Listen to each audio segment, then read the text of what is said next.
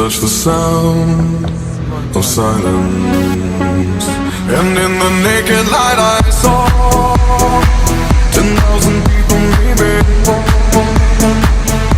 People talking without speaking, people hearing without listening, people writing songs that voices never share, and no one dared disturb the sound of silence.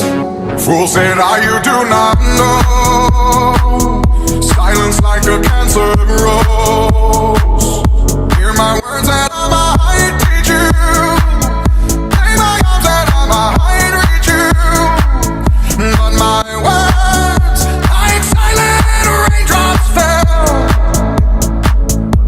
and echoed in the wells of silence.